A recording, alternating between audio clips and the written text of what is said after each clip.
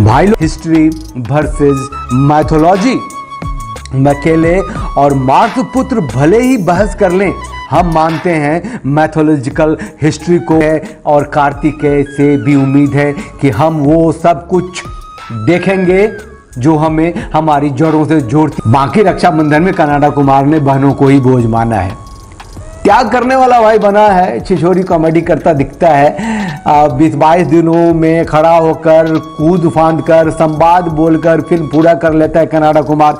ऐसा ही कुछ परिणाम भी तो आता है और आता रहा है, जाने दीजिए, अपना टाइम क्या खराब करना। और लाल सिंह तो फॉरेस्ट गंप का सड़ा हुआ नकल है। मियां आमिर ने जिस तरह पंजाबी बोला है, कोई पंजाबी भाई को मिल जाए तो वो पहले से धोएंगे, फिर पानी निचोड़ेंगे और उसके बाद सुखाएंगे। ये मियां आमिर अब बोझ हो चुका है, अरबों कमा कर रखा हुआ है, इसे चुपचाप ऐश करना चाहिए, चाहे तो तीसरी चौथी भी ले आए लेकिन शोर ना करे भाई। जो शूटिंग लद्दाख में बेहतर हो सकता था उसके लिए तुर्की चला गया, बताइए, पैन इस्लामिक बंदा है भाई। चलो जाने दीजिए।